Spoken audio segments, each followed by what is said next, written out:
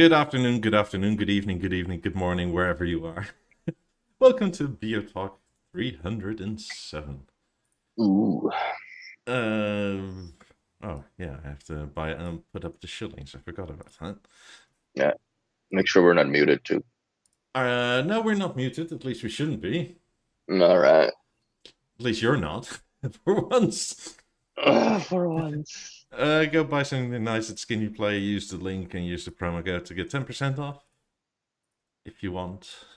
If you don't want to, then you don't want to, and that's fine too. Same goes for our Discord. If you want to come join our Discord and rant and rave and that sort of thing, then feel free to do it there.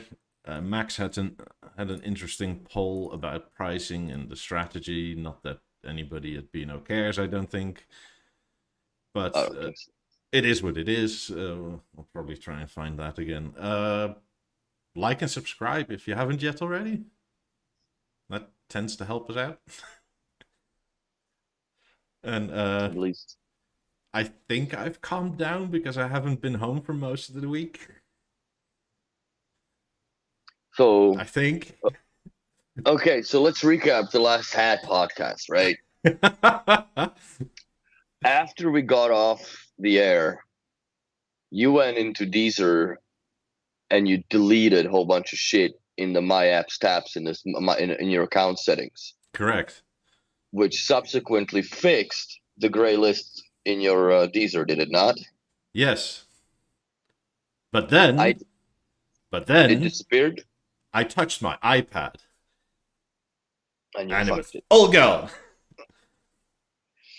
So, Uh, okay, on Tuesday, I came to the shop and I did exactly that because I was very curious to how much we have in the store, bro. It was like 3 screens worth of scrolling, right? yeah.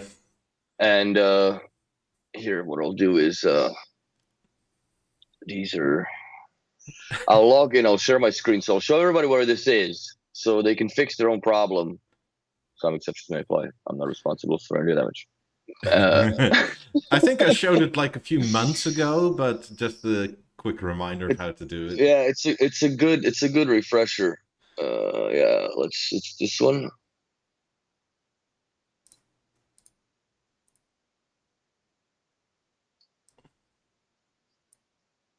No, hold on a second. Stop sharing. Because I had it in the wrong tab. I can get it up if you like. There we go. Boom. So I came to the store and I did the same thing. Is it the Whatever you're right one? sharing now is your home screen and us several And times. us there in there. Oh, right on. Let's go switch to another window. Where is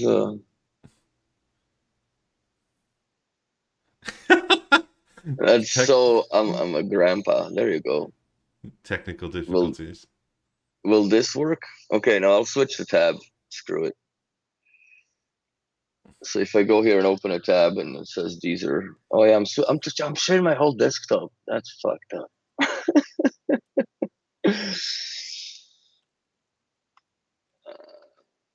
Am I still connected at least? Yeah, you're still connected. We're still here. Right on, right on. I'll grandpa my way through this. So you can see the screen now, everybody? I don't know what you can No, see. because I see your whole desktop still. Okay, I do like that. Can you see that now? Yeah, I've got it up. All right. That's what she said. That's what she said. So when you go to Deezer.com and then you basically go to your account settings and under my apps, you will have a list that if you didn't do it ever, this is, I guess, what is this called? The cache? Or Yeah, I think so. so this, like in our shop, it was just because, tons and tons of products that mill through the showroom. And Mm-hmm. each of them like Sonos and whatever shit that was, because it's all on the same Wi-Fi network. And I cleaned it all up and it took like good 10 minutes to refresh properly. Okay, let me go back to, you can stop all that now so I can go back to what I'm doing. It So looks very different for you than it does for me. I have a dark mode on, probably that's why. Yeah, so do I. Really? That's Yeah. weird. Oh no. Wait. It's now a pop-up. Okay, I'll stop sharing so I can go back to my shit. They changed it since last week. Deezer did. Oh yeah? Yeah. Because it looks exactly the same now for me. Last week it was just a different tab in a tab. Mm-hmm. Interesting. But yeah, on Tuesday when I did it in the shop, it was exactly the same, except that I think I run it in dark mode. Yes. But anyway, that will clear up. It takes, like, in the shop, it took good, I would say, 5 to 10 minutes almost for the, and also the BNO app was out of date because 602 is not out now, and in that app it all works as far as the Deezer list. Yeah, so in Deezer you go to your account settings up here in the top right, then you get this list, and then you go my connected devices, my apps. My apps connected, you'll see all your BNO devices that have ever connected with your account. Do you have the V300 on it, which I guess that's the code name Yeah. for the theater? Yeah, so And anyway, essentially, like it worked on my phone, right? So, mhm. I played some songs, and it was like, ooh, interesting. So I decided to see, maybe this fixed it on my iPad as well. So I tapped the icon, music icon, and immediately, poof, gone from my phone. What? Anyway, there's a fix in the works, and it's on Okay. the beta app 6.0.3. However, in the beta app, the 50s are broken again. As in, they show up in your product list, and you can tap on them, but you will never gain access to them. To what? The 50s. Oh, So that's broken again. Like, if you are, let's say, in your Harmony, Eclipse, whatever, right, and you tap yes. on the 50s, it'll just revert back to whatever product you used last. The only way to get into the settings is go into your account settings, then all down that list of products, and then details, and then profile settings or something like that. What? Why? Anyway, Deezer works in that version, but like things like Relap 50s and 90s don't. I think I was actually thinking about it the other day because I'm gonna move from this apartment to a bigger one, and I'm gonna pull the 90s out. I'm just gonna cancel the storage, and I'll probably put the 9000 up as well. So if I listen to the CDs with the 990s on, I'll put a link eye on them It's probably the way to go these days. and have basically the listening presets are the favorites, which is 1, 2, 3, right? Mm-hmm. Narrow and wide is what I really give a shit about. Well, that's the thing, And right? then, Like you, because of this, you have no volume control or on-off control in the newest beta app. They're probably working on it. I did let them know, but it is kind of bizarre that something that broke like a while ago got fixed, and then in a newer beta, it's broken again to the point where like it doesn't even address them. It's like the connection link is gone or something. Like you can still get to them through the web UI, right? But like that's a faff if you have the app up. they're making everything app way too dependent, and more that I see, and I'm sure that people that own the products or install the products would agree with me, to have an option to per se hide a pair of 28s in the system when they are Wisa or PowerLink connected, because that dual stereo thing that they're trying to do, that you can listen to the speakers when the screen is off, and then if you want to listen to the theater for music, then the screen is off. So it makes no sense. Yeah. It makes absolutely zero sense unless you have, for whatever reason, you just have a theater sitting standalone underneath the screen and have the TV going with just picture muted it. and then plug into the 28s and play, Bio Radio or Deezer out of it, or Tidal, whatever. There is not many people that live like that. I haven't found anybody yet that has that use case and a need. But everybody gets all fucked up about it in the app. They're trying to play into the app, and the speakers, one of them, has the red exclamation mark icon on it, because it's not like they're in a power link mode, and you got the one eye open, one's 28 opens, one doesn't. So if you just do it, like, just have them hidden, and the only way to access them, in my opinion, should be through the product settings in the about menu, whatever, right? When you go to the little guy. Yeah. But I think that should be considered as an option in the update as well. They really need to think about that, because it's confusing as hell to people. And there's nobody that we have right now as clients that go with the B&O remote and they go list to fucking BeoLab 8 to play them, right? And then they're not playing. Oh well, yeah, their TV's off. Oh, so I gotta go list to the BeoConnect core and turn off the freaking. It just makes no sense. It makes absolutely no sense. Yeah, it should be. That's my biggest complaint recently, because functionality wise, that it's becoming confusing to people. And if you don't stereo pair them, then if people go play AirPlay, right, then you have a BeoLab 8. I name them left and right, so I know which one it is when you're dealing with it. You can't freaking you can disable the AirPlay, because if you disable the AirPlay, it disables the AirPlay throughout the whole Mozart platform, right? Which I don't think even works to begin with, anyways. I've had decent success with it since Deezer stopped working for me. No, but in the menu, if you disable the AirPlay in the settings of the app, does that stop from AirPlay being AirPlayable into the speakers? I have no way to test it, because I only have Android. I don't know. I'll test it later. But yeah, that's it's what. I mean, this is less angry than just I am baffled, befuddled, confused. To like, how do you fix something like the top end speaker sets, and then they go wrong again in another update, and it seems like it's something else, and it's sort of like, do you not test any of this? Not even the beta? Like, it just looks good in a virtual environment? Yeah, I wonder how much of that is run actually just on the emulators. That these bugs that we have in the phones are maybe not even present because of the way that the well, the thing is, right, like, it's not hardware at this point, because I know for a fact that as soon as I download the 6.0.3 beta, Deezer works instantly.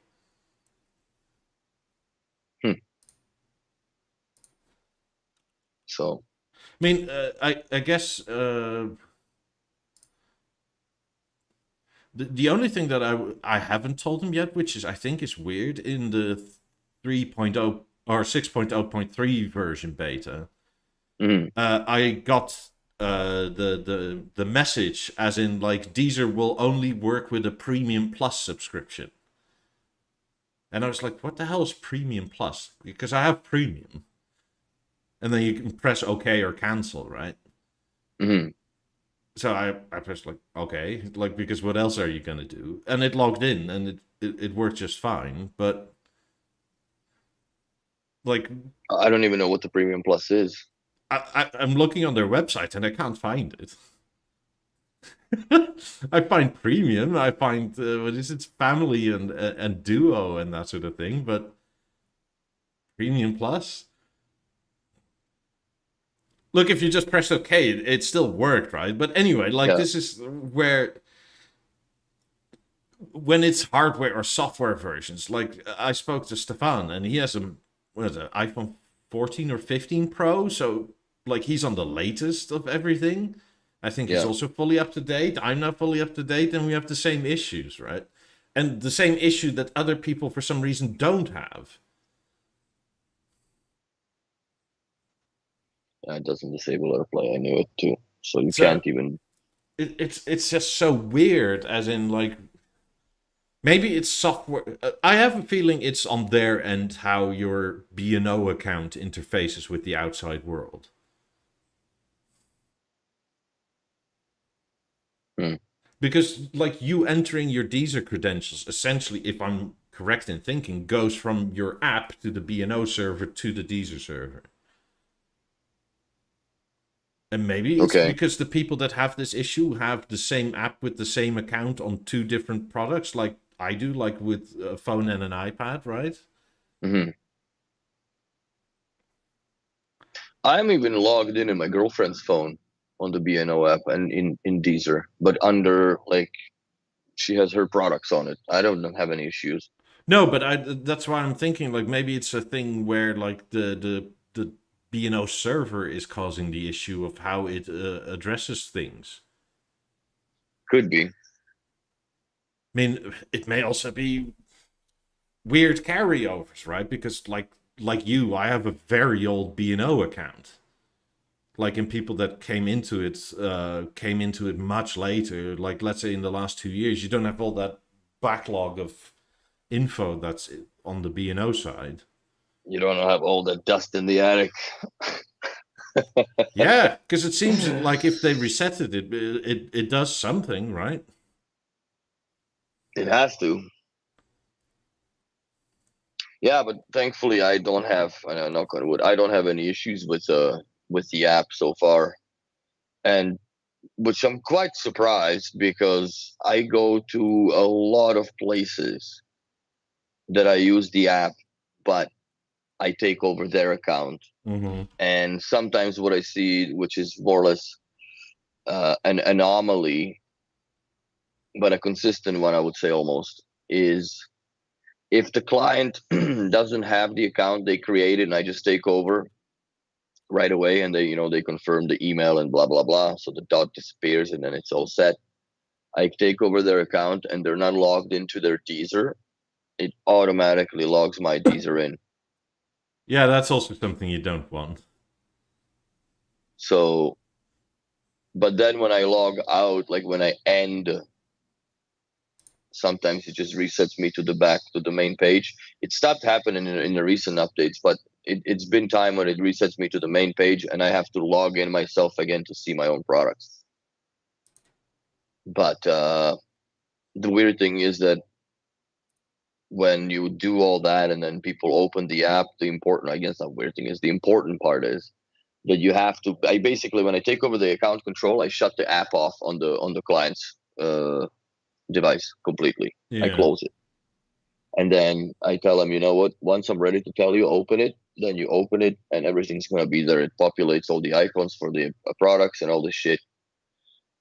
And yeah, and then it works. And then they log into the Deezer and I no longer, well, obviously they're no longer using or can use my account, but they never are able to do it. Like on their Deezer, it shows that they need to sign in. It's nobody's signed in, but it somehow pulled my playlist. So I don't know how that all intertwines and interacts on the server side or whatever with uh, Yeah, I really. Deezers. I mean, at least it points to like that the newest beta just like does Deezer back like that. That's a software change, right? Mm-hmm. Like it's not a hardware issue or where like my phone is old or something like that. It's it always seems like anyway that that is the easy excuse of like you all need to be on unified hardware. Mm-hmm.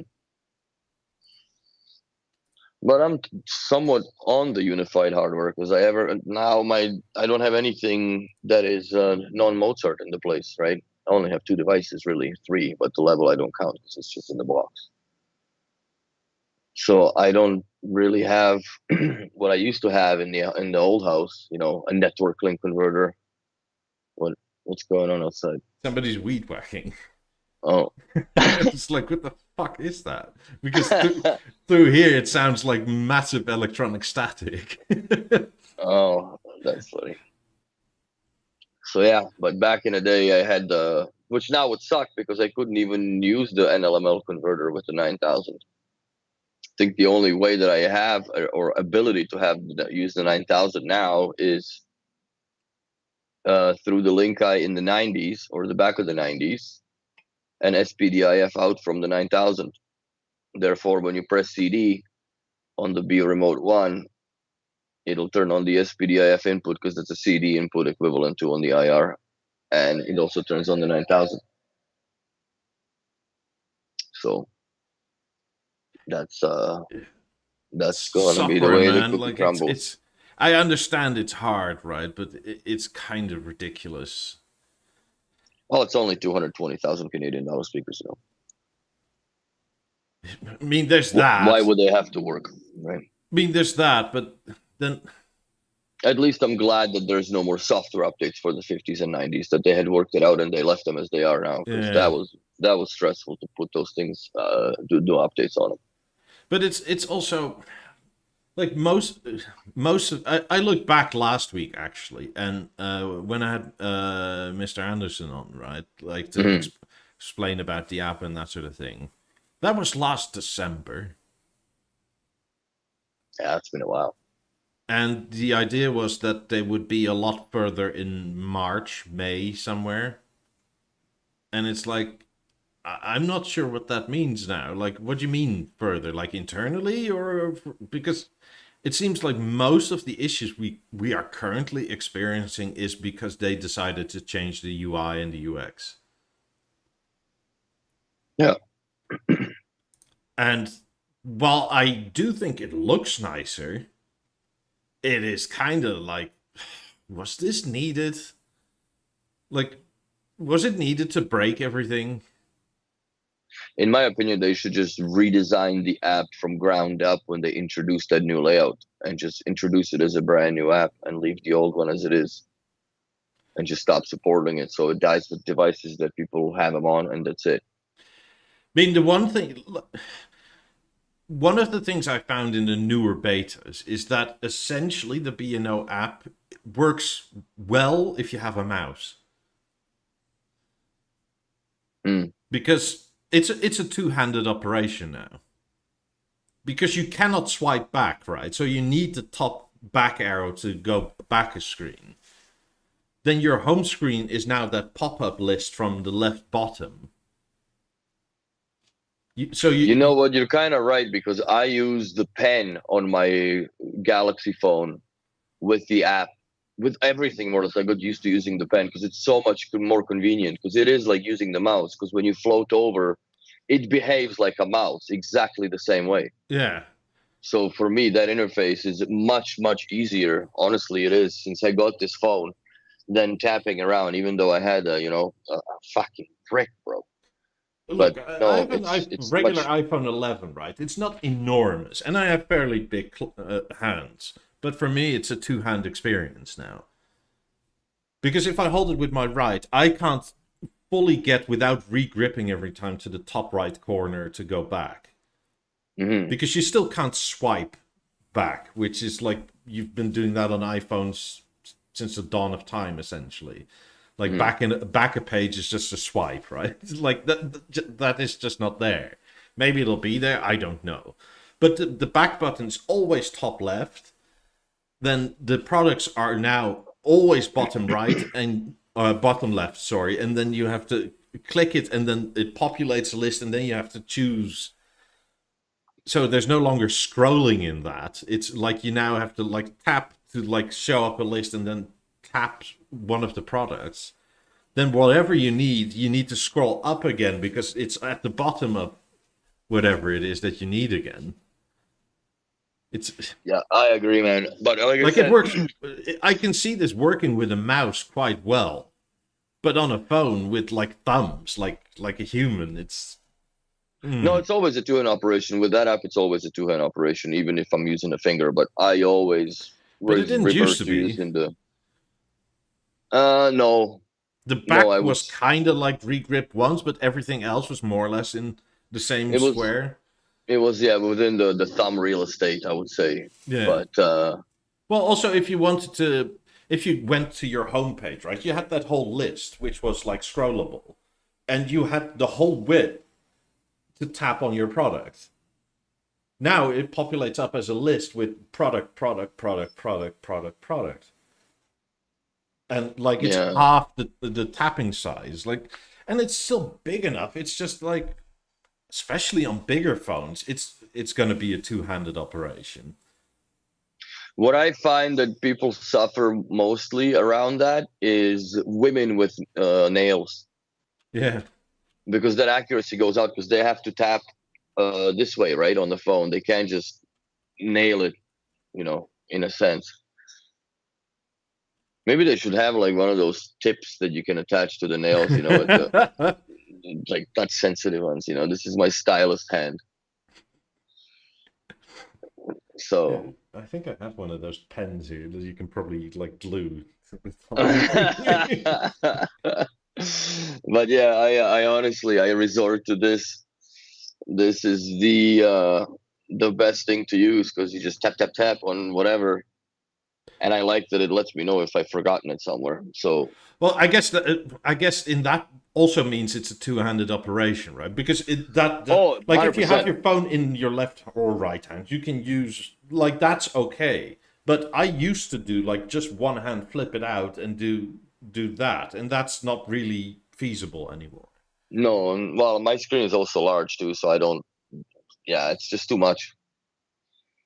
I don't have like Sheryl Crow hands and these fucking whatever I mean, because if you xenomorphs. hold it like, uh, yeah, if you hold it, let's say like this, like getting to that top corner here is like that's a regrip where like you have to put your finger under, Yeah.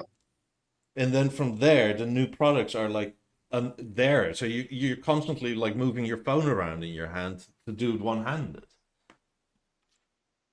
No, it's a two-way operation or two-hand I mean, operation all there's the not that time. many iPhone apps anyway that require two hands like that, unless you're playing games or something.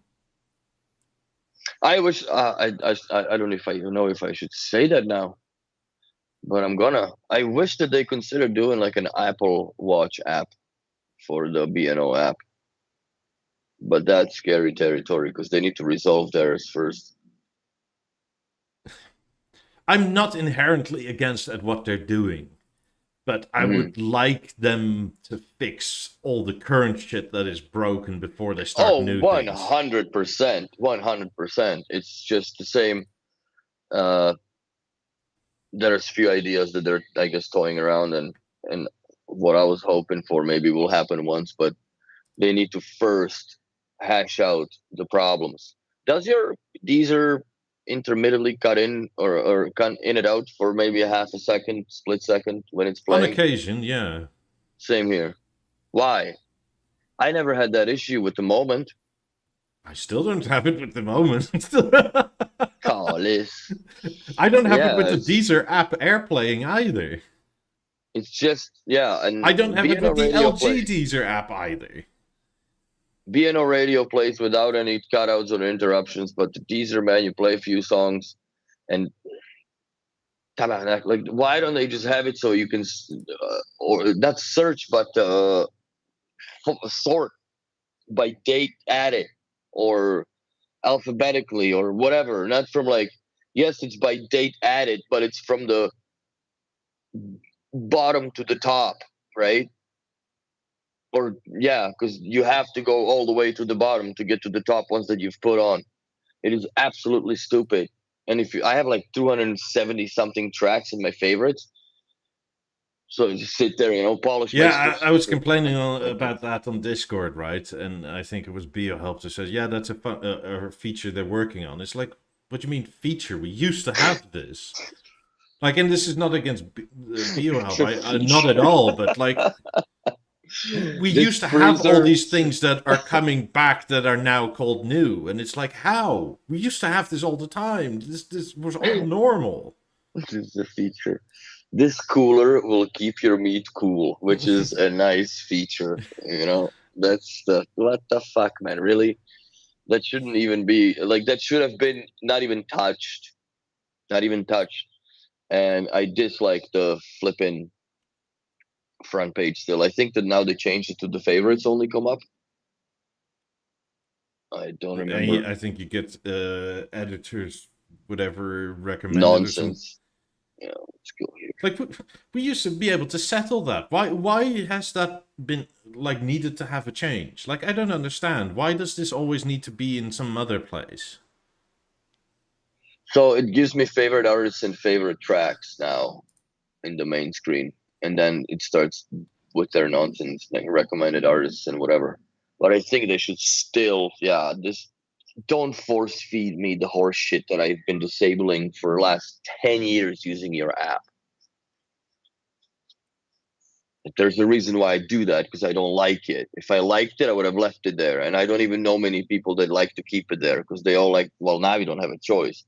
But back in the day, they'd turn off the recommended stuff because I want to see my music first. So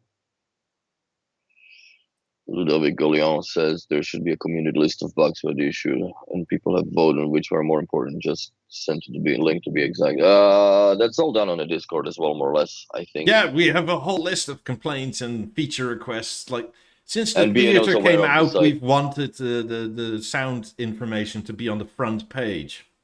It's still not there. You still get software update before anything else. And then you get software update in settings again, and then you get another like little ball when you have a software update next to your product also, and then you also have it next to your profile with the little. And then if you go to the product, there's a little banner that says new software available. Yeah. And then you have all the stuff. So I do not understand whatsoever why that is there. The signal info is much more important. Yeah, especially since they tell you to use different listening profiles. Right, for different source material. It's kind of strange. Yeah, like your source material, basically, the only way you can control it is through your speaker presets, or actually your favorites, because with the speaker presets you can't really change. You only change the with the speaker preset. You only change the speaker assignments. You don't change the sound. Yeah, because you have to go to another menu for that. I have this. I found it in the store. It's a faulty chassis from BeoRemote 1. Yeah. This thing eats a set of batteries. I put the rechargeables in it now just for the shits and giggles, but it eats a set of batteries in 4 days. Jesus. I thought it would be warm, and it's not even. Like, what's it doing that it's needing that much power? I don't know, man. And last week was pretty fucking busy for me. Like I don't remember getting home before 5, 6 o'clock, so I didn't really do much with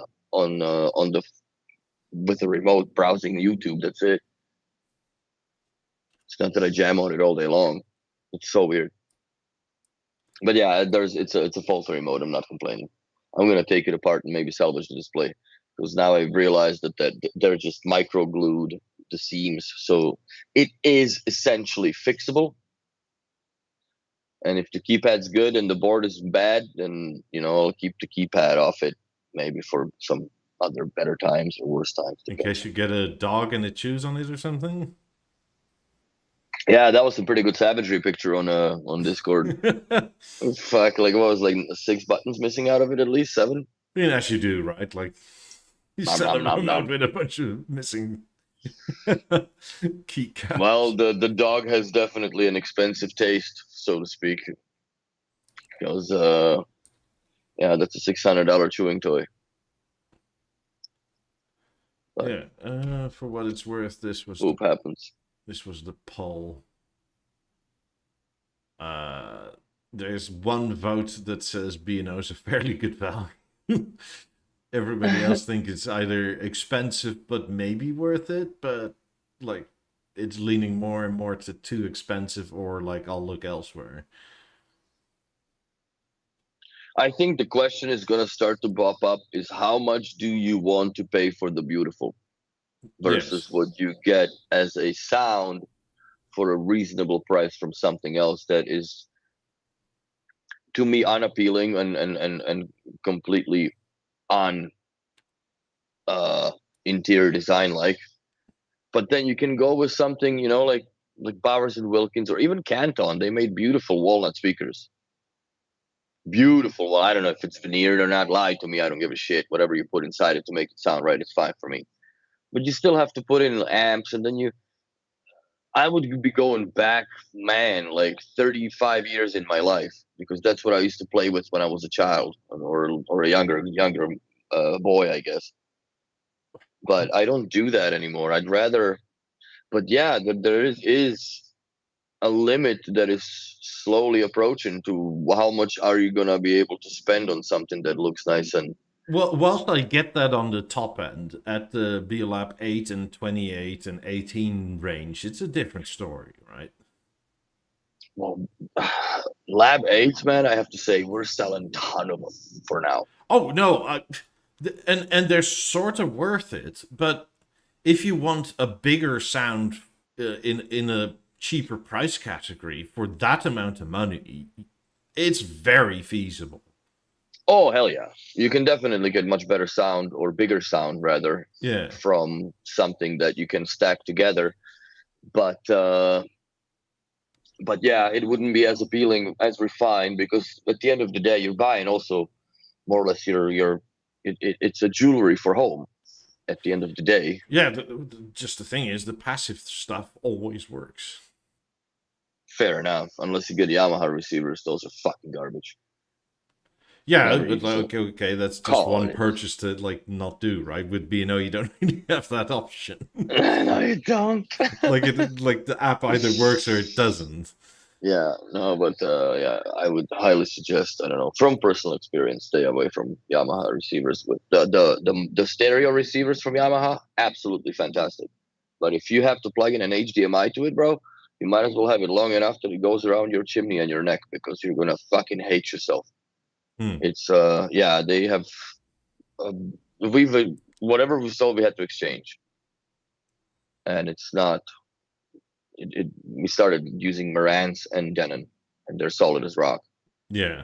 You know, do they have good sound? I don't know, because every speaker, every setup that we do, I don't do a lot of them. I do more or less specify for B&O, but you know, there's times where, you know, there's not enough people to piss on the fire, so you got to run and do whatever little small installs and whatnot. And yeah, you got to sometimes, you know, hook up the Yamaha. I do their little, you know, the fucking Lord of the Rings run around with the microphone around bless the room and do its own readings, or Odyssey, whatever the hell it's called, and you know, set it up. I still do my due diligence and, you know, do the meters, like, you know, distancing and all this shit, because I also do it for my own personal curiosity. I just want to see, okay, I want to hear that, right? Mm-hmm.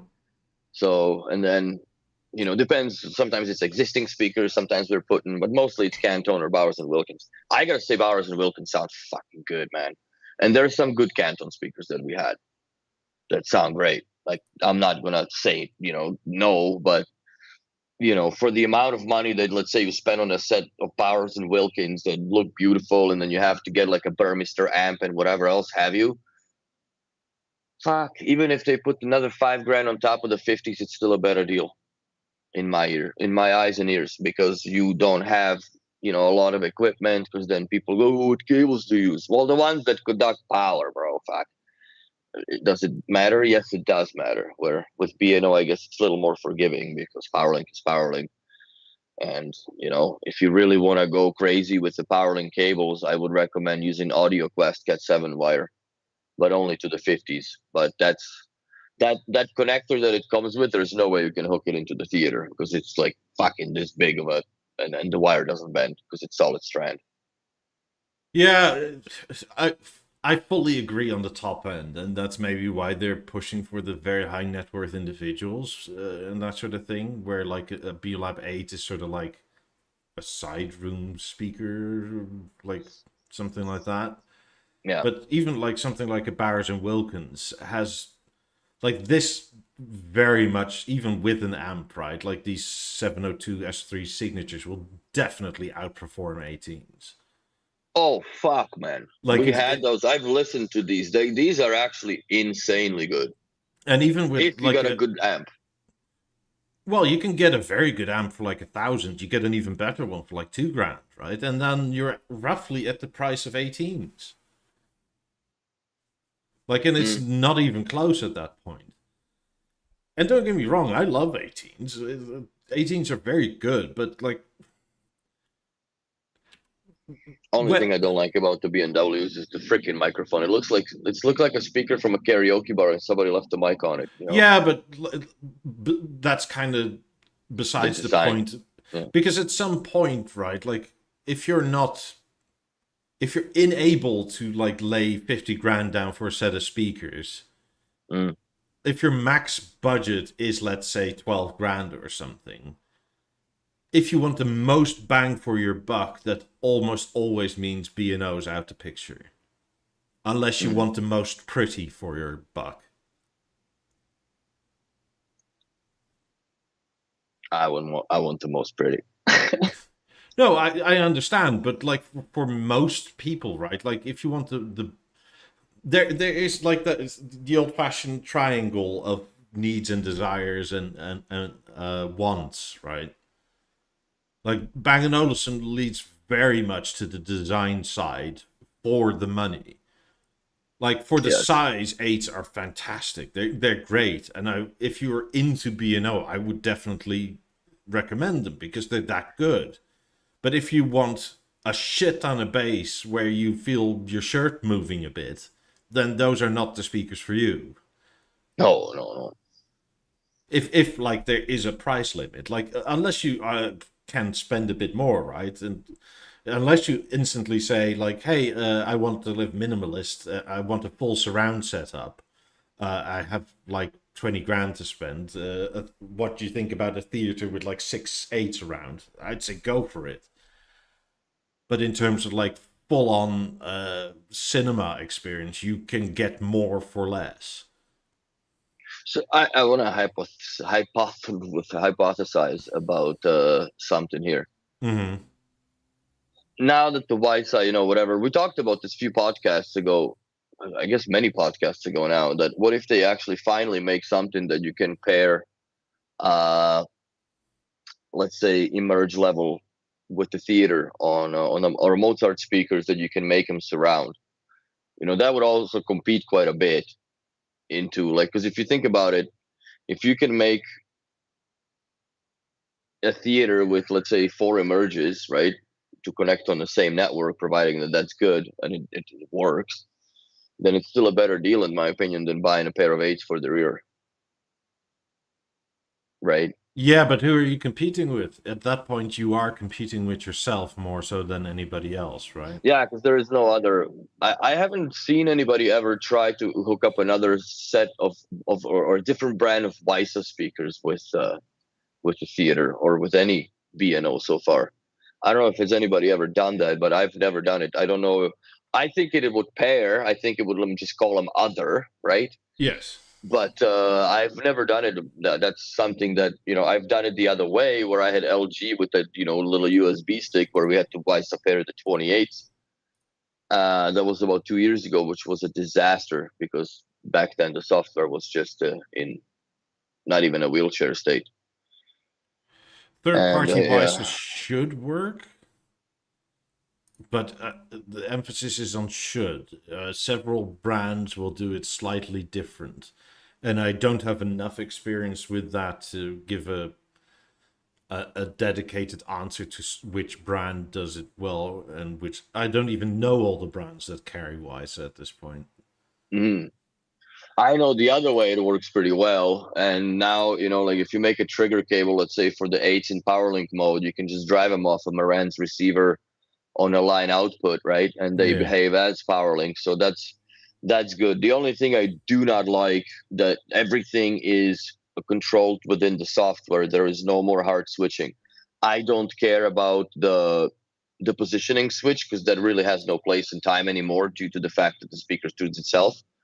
But I think that the shift switch for the left, right, and line should have never been taken out. Correct. Yeah, agreed. It should have never been taken out. Because that's a hardware switch, and that's it should have never been taken out, because I've had few times where the Lab 8 would pop off the fucking channel and it no longer works. And it's always the right channel for some reason. Always the right goes away. So that's I'm not saying it happens every day, but if it goes down, it's always the right channel that it goes if they're stereo paired. I'm thinking Which, maybe I should look at a smaller phone, because still the majority of people use the app one-handed. I try to, but I especially in the newer beta, maybe the answer, maybe I should ask it in like 2 weeks again, when like everybody's on the newer version where the menu setup is changed. mm-hmm. See, I don't know. For me, it's I bought the biggest screen there was because I like my Command and Conquer, and and with that came in the the size of the screen, which now the app is huge, which I like. The only thing I don't like, which is the product Health Center, which that app is only, I think, available only for Android at this point. Works perfectly, but you can't use it in a portrait mode. You have to go to landscape because the text is all fucked up and sits on top of one another. So it's irresolvable. Like, what you actually are looking at. But if you go to the other mode, then you can actually read everything and all the information. It's pretty workable, which is great. It's better than it was on the desktop interface through the mobile. So it makes servicing much easier, especially when you have to go back into the BeoLab 8 and set it to the left. The right channel on the power link. But that's just a minor complaint.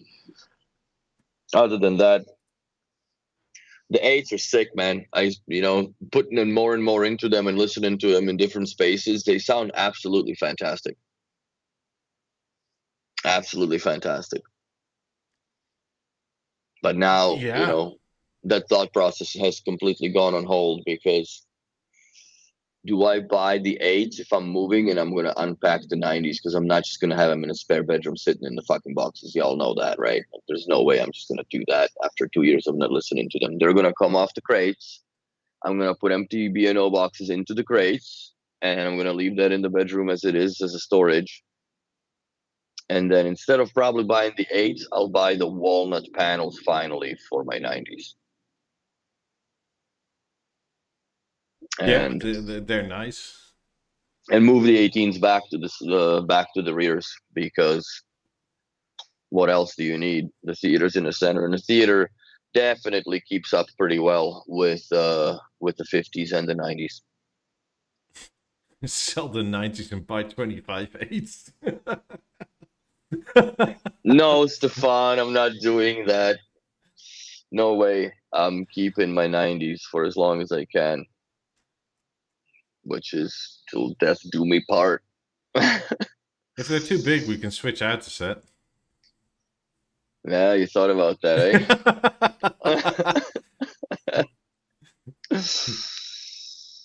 eh? I have smoked oak panels and I have oak panels.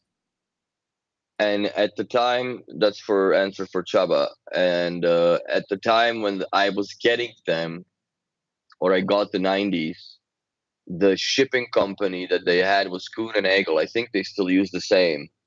But unfortunately, once it came to Toronto, then whoever had a dolly, wheelbarrow, or a fucking truck would load it up and drive it across Canada. And by the time it get to me after 5 days of travel, it was the pegs were broken and so on. I got 2 out of 6 that were damaged, and I had to ship them all back. So I picked out, because I had to do it 3 times, unfortunately. So I had picked out the best bookmarking on each of the panels. They fucking look sick. So I don't even know if I want to sell any of them because they're so good. Because now it's random, and I'm gonna really play a game with the walnuts if I order them. And I'm like, oh, this is the wrong grain. I don't like the look of it. You'd think after like the second try, right? They just send it in a different package. Like, nope. They came in. One had a fucking boot stamp print on it, so somebody stepped on the package. So yeah, it was bad. It was bad. It was bad, man. It was the time when I had the BeoVision 1455 come in. And you Well, it love first that came thing, in. right? That That was was the a great TV for TV. you. It was the best TV to look at when it was off. That's it. It looked beautiful. Don't get me wrong. It looked beautiful with the grills and shit. It looked beautiful till you turned it on, if you could turn it on. So Yeah, that was always questionable with the Android-based TVs. yeah, man, and especially now, like I see the Horizon or the older one, I'm like, oh Christ on a cross, man, not this. And the menu is so different that it's like it's completely alien because there's what like maybe 10, 15 of those TVs in Montreal still kicking. So when you go service it, it's a weird mix between the Android and the B&O's look and the whole thing, and not liking it, man. Yeah, weirdly, that Android BeoVision era has put me off Android TV so much that I will not buy a TCL, Vizio, Philips, whatever the fuck that runs Android. I just Yeah, no, refuse. I don't, and even the Samsung TVs are also very annoying as far as the interaction with the menus go. And I like the consistency of LG because even if you go to the older TVs, yes, they've renamed some things and whatnot, but it was workable with. Yeah, this is the freaking. That's the fourth glass panel that is on that screen because the first three came in. Not even aluminum was reusable. God. So yeah, it was pretty bad. It was very, very bad at the time. I wonder if like if I don't know if they do, but maybe they should, right? In times of the beta product testing, send a bunch of shit around the world and see how it comes back. Well, I understand they're doing the shipping. Like I don't know if that facility still exists, if it got shut down, but I disagree completely with the new packaging. This fucking milk crate ag nonsense, whatever paper that they put into the like. I just bought fucking 28s, man. Why do $4,000 speakers from Canton, which are considered expensive, right, for normal average people, they have styrofoam in there? Because Why it's are not we? I understand. recyclable, because we want to be environmentally friendly. Yeah, But but then you buy an A9, right? And an A9 has much nicer packaging than like 28s do. like you're buying a premium product, shouldn't like I understand maybe that there are limits to where the unboxing experience is no longer relevant, right? Well, I think they will say the unboxing experience is not relevant because you won't be doing it anyway. That's what I'm saying. So anything that is installer required has a very default and ordained unboxing experience because you're basically just taking a fucking product out of the package and hoping it's not in two pieces because that egg nonsense. The BO11s, they still have issues with it where they've doubled the cardboard box thickness. They put a box in a box, and apparently that has solved it. Oh, you just make me miss my shit now, bastard! You. Well, you still have it, most of it. I So know, well, I do, but it's just, oh man, that was so funny when I did the fives versus 90s comparison, and I'm not talking volume, just for the sake of sound quality and resolution. It was insane how much time the fives show that they have on them as far as the well, the engineering fives are goes. voiced for an era, and they are kind of That's right. soft and punchy, which is an interesting combination that will most of the time sound good. It's just the 90s and or 50s will just do whatever you ask them to do. And it's not really era dependent anymore. Hmm. Uh, Coffee connoisseur. Good name, by the way. Says, hi guys, I I need like some it. help here. I currently own an A9 Gen 5 and was thinking of Speaking of adding a which, soundbar.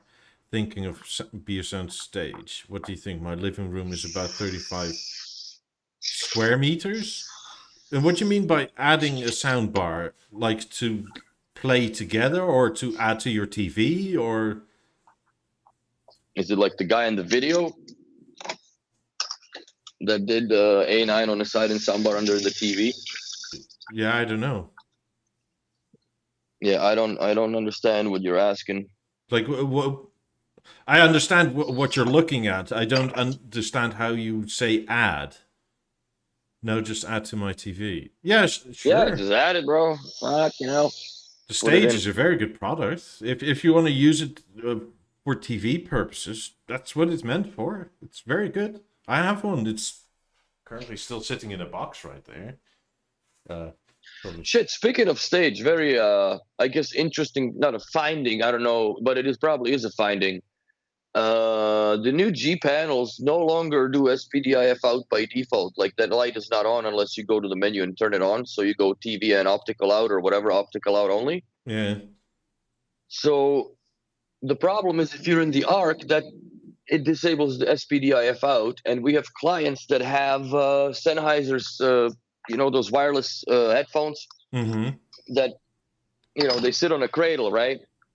And the cradle takes either a stereo jack or a line in, or sorry, optical input. So there was no way to do it. I put the stripper in it, right?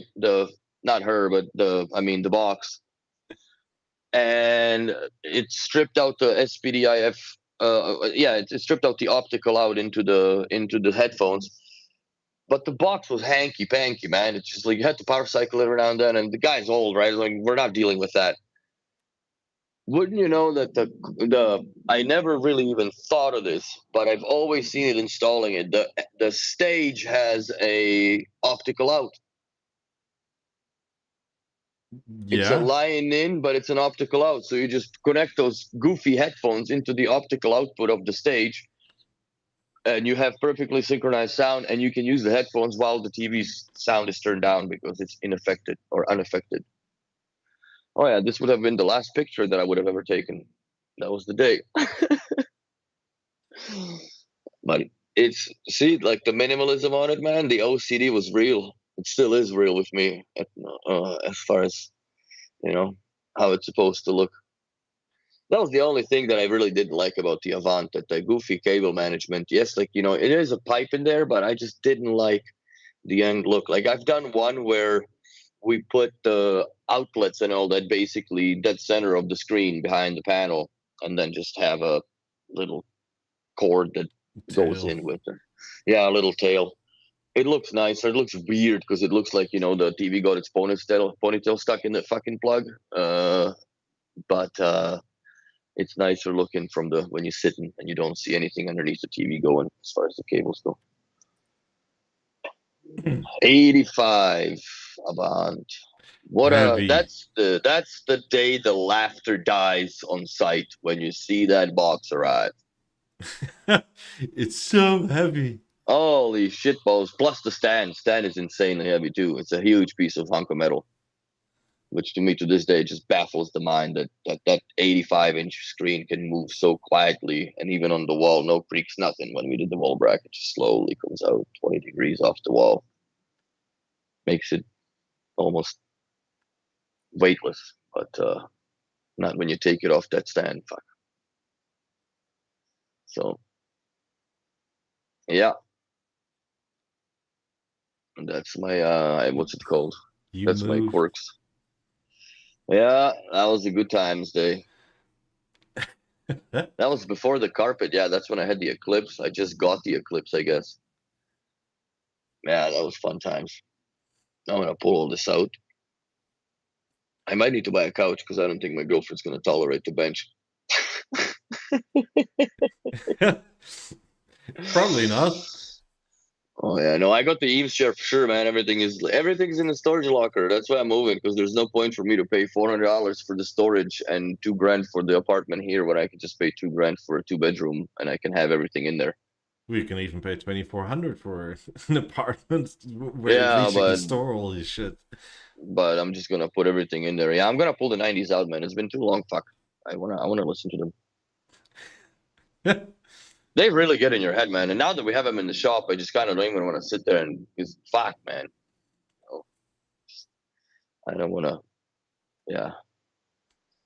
So yeah, and I want to pull up my proper bedroom, man. I want to sleep on my freaking memory foam mattress or whatever it's called. Uh, Tempur-Pedic, yeah, that's the one. It's so comfy. I honestly thought about it, Sandeep. What are the odds that the '90s are gonna come out with no quirks? I think they're gonna fire up just like no problem. How long has it been? 2 years. There's no like battery on those boards that keep I setting? didn't see any battery in there. I didn't see any CMOS or nothing battery in there. Because I had them apart, not mine, but I've had because I serviced a set of speakers. I've had them down to single board. I didn't see anything that keeps memory of anything. Oh, there's no spiders on there, man. These speakers are essentially they are not that they're hermetically sealed, but they are sealed because I had poly wrapped the boxes that they were in against possible moisture or water damage during storage time and or transport when I was basically moving them from well, intent was to go to Florida, so but from here to Montreal, if it rains, right? The containers they don't fucking pull over and under the bridge, it's just gonna whatever. And surprisingly enough, there was water inside a little bit where you can see the little pooling on, but everything was wrapped in black saran wrap, so nothing's damaged as far as and these they're fucking Well, strapped to the container. temperature So shifts will always give you that sort of pooling of moisture, be it water. fair enough. Well, the only time that they were out of the controlled environment was during the transport. Those 3 or 4 nights that they spent, or 5 nights, wherever the fuck they had to stop to sleep, because it's a truck that comes. I think they load up to 5 containers on it, and they go. So, yeah. Thanks, Lawrence, for the offer, but no, I'll test them myself. Yeah. It's been too long, man. It's been way too long. You haven't annoyed your neighbors enough. Yeah, well, that's another worry, but I don't think because it's a brand new building, and I just know that most likely that the walls are made of shit as usual. But on Monday, tomorrow, I'm gonna go and look, take a peek at what units they still have available because I'm trying to get into the corner, so at least I have the least potential for interference from my neighbors. That's why I bought a house. But I'm not buying a house in Montreal. It's impossible, first of all, and I'm not planning to stay here permanently. So that's where I'm going for now. And I'm gonna be between the shop and the warehouse, 10 minutes from each. So much easier than sometimes if I have to, let's say, go to the shop at 9, because I have to be in the store. It is an hour drive, more or less, almost, to go 8 fucking kilometers. You might as well get one of those electric scooters. It's fast. Yeah, but then fuck, man, might as well kiss a boy. No, it's you can't park him in the building. You have to put him downstairs in the parkade. Obviously can't bring that. I would never even dare to bring this shit here in case it catches on fire. So no, I wouldn't dare. Plus the way there's so many cyclists on the road, man. No, there's just too much stress. No, I wouldn't do it. It's a cool idea, but that's more or less for a Sunday afternoon to go around on the park. Coffee connoisseur said my dealer here in Dubai just increased prices on 50s and 90s dramatically. So I went to the website, and weirdly, it's like South Africa, where like you cannot get prices on any of this. I wonder why. Like even the 50s don't give you a starting at price. Really? Yeah, South Africa is the same for some reason. I don't know why. Hmm. Like, is it because it fluctuates so much, or like I don't know what the reason is, but every other country or most countries in the world have a listed price, right, on the website. It's probably because of the war on Ukraine. The sanctions with Russia, they stopped probably the shipping there or some shit that has to do with how they can get it there. I don't know. Yeah, but like Russia's not even Holy a. shit. 90 started around 250 UK US dollars, 250K. That's insanity. That's a lot, man. I mean, your dealer doesn't have free range in setting the prices, not at all. No. Like, and I think if it's they better do, off right, they're importing it taking a from, huge risk with their license. yeah. No, like for that money, you could import them from UK for God's sakes and pay way less, even if you paid Yeah, full retail, which I don't you, think that, you can buy 2 pairs of it. yeah. Yeah, you can do 2 pairs plus shipping. That's Because for insanity, bro. most, well, I would say buy it in the EU because as soon as you ship outside the EU, you lose all the sales tax. Coffee connoisseur. You know what? I actually did at some point consider to moving to Dubai, but I don't know. I'd have to contact the BNO in Dubai and see. That'd be funny. But I want to go to States. I don't know. Depends, I guess, what you do in Dubai. Because yeah, I would do. I only want to do BNO. So wherever I would go, that's the only thing that I would be looking for as a job. Well, if you want to be toasty, go to Dubai. Oh, it's be fucking very toasty, all right. Plus, I don't know how they are good on bourbon there, so that might present a problem. I don't know. I hear conflicting stories. And by that I mean like it seems like there are like designated areas primarily meant for foreigners to have their foreign experience, as in you can drink like over there, but the locals can't come in. Hmm.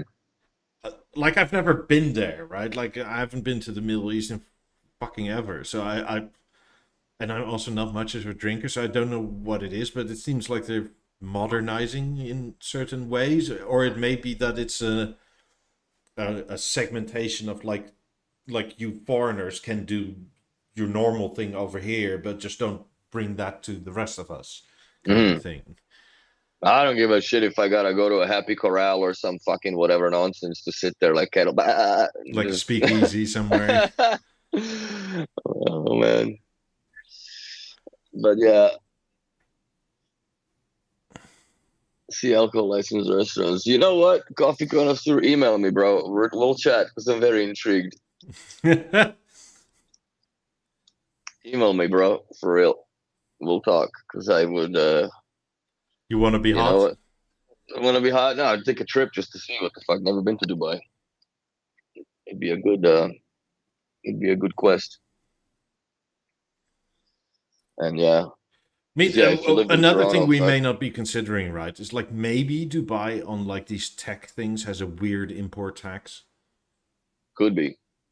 because some countries do this, right? Like the same reason like why in Canada it's so ridiculously expensive compared to even the US, because it comes in through the US to Canada and then there's tax on the tax to get a Yeah, tax we on the get double tax. And shafted. Yeah, we get double shafted here for sure. Especially for like, I never understood it with B&O. Like, why the fuck is it so much cheaper? I'm like, yeah, because you got to pay the duty, man. Everything is what, another few percent, more than few percent. And yeah, it just adds up. I It adds think up to the point where Indonesia and like the Philippines are similar to that, where they have like a 30% tax duty or something, which is kind of crazy. But I don't know, it's their country, right? Like, what you gonna do about it? yeah.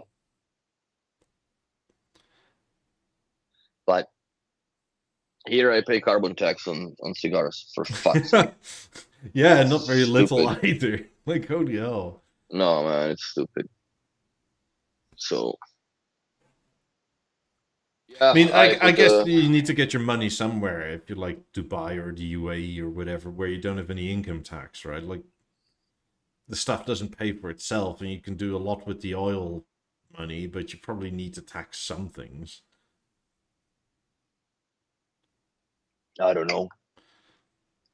It'd be an interesting place to visit, at least for me, because like I said, I never been. I never Oh, been I'd to like to Middle East, visit too. for sure. Maybe that's where we'll meet, for fuck's sakes, for the first time in person. Well, it's freer than Canada at the moment. Oh, 100%, 100%. So yeah, I would just go venture out to Dubai for a week or two. Oh, I Dubai think. does have an income tax of 10%. Ooh, you must be broke over there.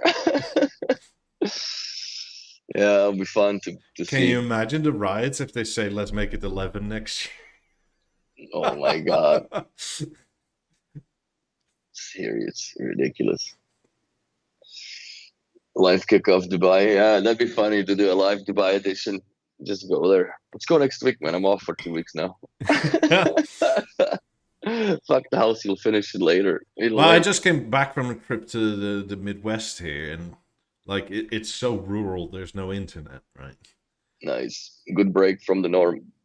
I mean, at best, I had like 1 or 2 bar 4G on my phone. Oh man. Like you could still call, right? Like there's enough signal Mm. for calling almost everywhere, but like it's to the point where like YouTube is slow at like 360p. So it was sort of like, yeah, this is actually not too bad. It's going back in the day, right? Like back in the day, like if you didn't arrive, you would find a payphone somewhere, and like if nobody answered, nobody knew anything. Driving with the windows closed so the paper don't blow off. Yeah, that sort of thing. With instructions. And the MapQuest, I remember that. Man, I couldn't even fucking imagine today to go to like 2-3 jobs in a day and have MapQuest directions from one location to the other. I have to have like a stack of paper. This so silly. I don't think let's say you or I's age and or younger can do that. But my extended family all does like, oh, this road north south, like they do the whole north south thing, right? Because first of all, that works here. That doesn't work in Europe. No.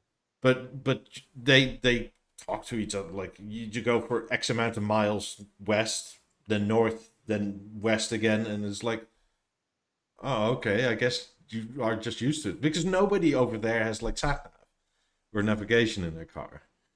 Well, if you have barely any reception, I guess your CarPlay shit won't work. But you only get the GPS They from also the car. all drive old cars, right? They're almost all farmers, right? Like, so a new truck is like a 15, 20-year-old truck. So it's like 20-year-old like Ford F-150s don't have sat nav. Like these things when they were new, the new price was like $35,000. Like, and you just drive them until literally the bed or something falls off from rust and shit. Yeah, well, that's the true American way, right? Or the Yeah. old school. So, but yeah, I've had people the same, especially like the farmers when I was living in Alberta. Same thing, the B&O clients, but they live on a farm, and they're just like, oh yeah. So once you get to the whatever road and you turn right, and go another 7 miles down, and then turn east. And the fuck, man, bro, can you just give me the address, please? I'll find it. Yeah, I mean the same. Like you go for like a 2-hour-ish drive, essentially with verbal directions, and you still get to the place you need to be, which is kind of amazing, right? Because you're going like 75, 80 for like an hour and a half of the 2 hours, but still you get to where you need to be. Yeah, but that is much tougher to do in the city, though. Yeah, like, city you got to count the blocks and whatever. And here, what I like about the western part of the Canada is that they're using number system, so it's avenues are numbered. And here it's old Europe more or less, so everything has names. Yeah, and it becomes a normal term at some point that you know what road they're talking about, but still it's just like how many blocks, like if it's this road, how many blocks away from the main? Oh, it's just next to it. I wouldn't have ever known, right? But if it's 34th Avenue and it happened on 32nd, then it's 2 blocks down. Yeah. I mean, I partially again in this latest trip, there's quite a lot of the supposed potential customers from B&O where we just went. Because they are within that specific, very high net worth individual target, right? Yes, Be- but there's no because, like, a service lot for of these them. farmers have an enormous amount of land that is, like, paid off. So they would uh, get to that threshold quite easily. But none of these people would ever considering laying that much down for speakers. No, Which is why I'm I could so, buy a combine for that. yeah, literally. That's I've heard that answer before. And So a lot of these people are way more concerned that to leaving the maximum to their kids, right, or grandkids. mhm. Like for some reason, these people have millions of dollars, supposedly, at least on paper, probably in real life too. But they forego like common But luxuries because like their grandkid may have another $500 to go to school or whatever in like 10 years. yeah, but if you think about it, back in the yesteryears of B&O, let's say the Masterling times when the 9000 was around, like when, and a lot of farmers that I've known that they had those systems because they bought it and it's been hanging on the wall for 20 years. So they definitely see the value of the purchase. Where, like they had a 5 disc changer, a DVD player somewhere downstairs with the TV that's been changed 6 times since they bought it. Right? Yes, the cost comparison cannot be the same, but Yeah, you but also it's have it's the almost like value. the cost is it's more the percentage of income purchase, right? Like because like Yes, 50 grand speakers on like 100 grand income is insane compared to like a million. yes. But nothing was that expensive back in the day. No, no. So it's more like if like your 9,000 was a 2% of your month or yearly income, is the 50 grand still two? Probably not. Yeah. So, but this is why I'm slightly worried about this very high net worth individual strategy. It's like, yes, there's a lot of those people, but like all the people that are supposedly in it that are like farmers or actually like do a lot of labor that creates a lot of value like that, they Mm. they won't. Like these people will barely buy a new car for themselves. Yeah. Yeah, it's a bit different. So, Different but culture. that leaves out a shit ton of people instantly because I think they said there's like what people with more than $10 million like worldwide is like 100,000 people. But essentially, that means farmers are out of there, which is probably Hmm. worldwide like what 10,000 people or so. Because there's not Yeah. actually that many farmers, and most of the farmers that are still around just like were lucky or good business people, and they are now like massive. I don't know. I still see B&O being sold, no matter how much they ask for it. Oh, I To do, be but honest, it's like that supposed pool that is their they're narrowing it. yeah, their That's for customer damn base sure. is narrower than I even think they think it is. I agree. I think that they're playing with fire a little bit because at some point you're gonna, and especially given the circumstances that we are in, as far as the reliability of the product's functionalities, it's a little bit scary where they're going with A it lot of tech because bros will just say no because of that. mhm, it is a solid hardware, is solid. Like, there's no doubt about that. But when you have to rely on an app that basically it's walking on broken crutches, I think that's bad news. That's bad news there. Yeah, so And what are you left with? Like the enormous developers that are not techy but like design and style, maybe fashion people. see, to me, I think they should really, and whenever they get off their high horse and the holidays, they should address the app. Like, it's getting better. I have to say, I don't have as much issues with it as I used to have.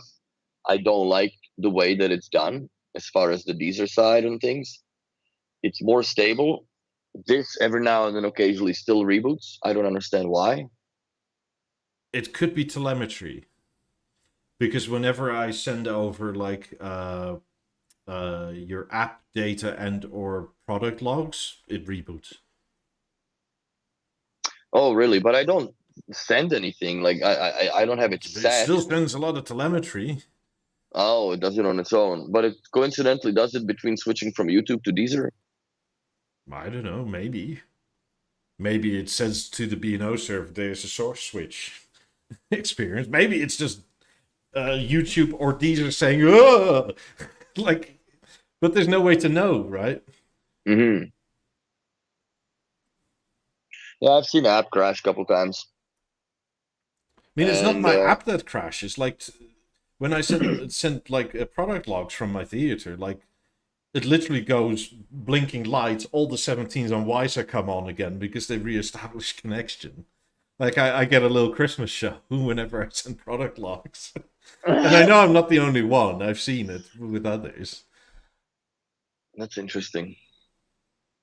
Yeah, I haven't had issues with anything other than, well, it's been rock solid, and especially after tuning it properly, I left it the way it was, uh, from the guide or whatever that you want to call it, from the first version of it, and I'm very happy with the sound. I'm not happy with how much fiddle fucking you have to do in order to get it where you want it. Given the fact that my previous experience with B&O was that you just turn it on and it sounded great. Yes. Where this one, there's too many sliders and ding dongs and bells and whistles and shit to adjust and twiddle with. It's little. Yeah, you're leaving a lot on the table if you just do plug and play. Oh, for sure. And you're robbing the client from the experience that they can have. Yeah. Because and you know, to sit there and you also, like, you got to look at it from the perspective, yes, like the client is paying for your time to be there, but usually when we're doing an install, it's two guys. So then what does the other guy do? Just sit there and twirl thumbs, right? Like, that's what sucks. Like, Money, money, give me money. the other one, usually what we do, like, I set it all up. That's why I do all the software updates, all that shit. I do it as we are installing the wall brackets and whatever else have you. Everything's plugged in. If there's an issue, I know it right away. It's not when it's all on the wall plugged in. It's like, fuck, do we have to take this off the wall now or something, right? Yeah. So it's easier to deal with it. You know, once I have sound out of it sitting in a styrofoam box, still, then we're good. If there's a Be a Remote one, let it fucking update, because that's another 20 minutes at least if there's not two updates on it.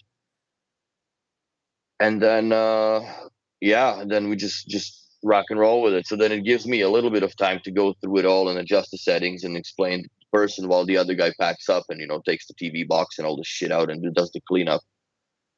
But I still don't think that that's enough time. Like, for me, what makes the most sense is actually revisiting the clients, which we do anyways, revisiting the client in after a few weeks and just give them a nice walkthrough as well, because it's so much brand new, right? Especially when you've never owned any B&O product, and a lot of our clients are sometimes first time B&O product owners. They come from the BO4 culture. Yeah, where everything's on screen. Where exactly, and it is a completely different experience for them, and it's intimidating in some points, right? Plus, you can change the product on the remote if you're not Well, also careful. not every change is obvious until you save it. That's true as well. Which is also kind of weird, where you can set parameters, but they don't take effect until you press save. Well, they stay saved in current setting till you set a different parameter, and then it overwrites it. And if you go back, they're back to what they were. Yeah, that doesn't save. Yeah, so there's a lot to it. There's a lot more to it than meets the eye. And now, do these high net worth individuals have the time to really sit there and curate to their own ear with sound, or, you know, without fear of not breaking it, but like completely detuning the system because they don't know what they had done? Well, this is maybe where like a sort of investment needs to be made into the installer group, right? Mm-hmm. Because like, and I don't mean to throw shade. A lot of installers are decent. Some are good. Some are excellent. But that needs to be universal. Like, they all essentially need to be excellent, and you all need to like have your like white paper of things that you need to go down. And you probably need to send that to the customer maybe as well, so that the customer can follow along where you're in the process. And I don't even mean of like attaching it to the wall, but the sound part of it, right? Put a thumbtack. Fuck. No. But like, because you can get away with a lot of like attach your theater on the floor stand, wall, whatever, plug your whatever speakers in, run the microphone and call it a day, right? But that is still not optimal. And I think if you are going to be the sort of Rolex of TVs or whatever, like that sales install process needs to be fairly universal worldwide. And it has to be white glove. Yes. Which it's not much of that is going on. I mean, it's to the point where like you nobody sells an official Rolex in an official Rolex store, so to go, yeah, this is nice, whatever, good luck. Like, well, that's just not the thing. Or they don't take the extra link out or something, right? Like, no, it's fine. It's as it is. Well, to begin with, they present it to you on a leather pad with the white gloves, and oh, it's a bit loose. Yeah, whatever. It's cost you extra. They give the product the respect. It's like, no, this is part of the service. That's partially why it's so expensive. I rarely ever touch the actual B&O with my bare hand. I rarely do. By the way, Mark Burkholm says buying a theater or considering buying a theater for his 18s and 19s. Yeah, it's an absolute no-brainer, man. I have obviously 18s with the theater. It's a absolutely amazing experience, especially when you enable the virtual channels and you have one share no friends moment with it. And the 19 makes complete sense. I would probably put it under or along the back side like I have my Lab 11, and it evens out much more than, because the theater enough on its own is powerful enough in the front. Yeah, if you already have an 18 and a 19, a theater is the best step you could do. Unbelievably like best step. It changes it so much for the better. Yes. Like, unless you come from like, I don't know, a Harmony or something, right? Then the change is better, but not that drastic. But it's still not negligible. I think it's but if you use like a Wisa puck of something, some other sort, like the difference is going to be huge. Mm-hmm. The price increase for the theater, I don't know off the top of my head. I think it's like 5% or something. I'll look it up. If you can swing it before August 1st, I definitely would. Yeah, for us it was this is it for Montreal, because we're on construction holiday now. So touche. BeoSound Theater soundbar, it's going up by 7% US. So that might be different if you're in the UK. Those percentages aren't set for. No. Because they still like they're like $3.99, right? Or $4. That's right. It's under 10,000 US dollars still. So put it that way. That's where they're trying to keep it, so it doesn't, it still has the price tag of $9.99, whatever, or $9.59, whatever it is. So yeah, it's under 10 grand. Sans tax, of course. I do hate these incremental price increase. Like, what's the difference this week between buying 8s and like a week from now, right? Other than $500, $600, $800, whatever it is. That's like fucking crypto, man, or something. Bought it on the wrong day. Yeah, but that's also but now insane, it's not even the wrong day, because after that day there's only the wrong days, right? Because it's never coming back down. It just stays where it is till a few months roll by again and we get another bump in price. I must say, I apologize to all listeners and viewers, because I think people have watched our show and have taken on my idea, because I've seen several stores now where people posted their emails they got and like, get your shopping in before the new price rise. And I'm sorry for like making that a thing a few weeks ago. It seems like the stores have got on now as well. Well, at least we made them some money, or we helped to close the deals. That's for certain. But it's the price increase is coming, and I'm certain of it that that's not the last one we're seeing. As as the truth would have it. But then, like I tell all the clients too, when they buy the product, and I said, you bought probably the most appreciating piece of electronics that is on the market, because there's nothing that retains its value for the time that the B&O speakers do. I haven't found anything. Maybe there is some sort of a rare fucking Technics turntable or whatever from the 80s or 90s, but not in the way that if you sold your 18s now, you still can get for what you had paid for them in 2012. I think you're only looking at the very high-end Bowers Wilkins Focal and maybe Avant-Garde.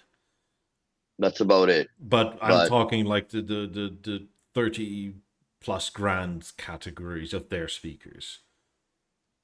Because they do special editions and like the leather is a certain color and that keeps it. But it's not like weirdly B&O can generic. Be an appreciative asset.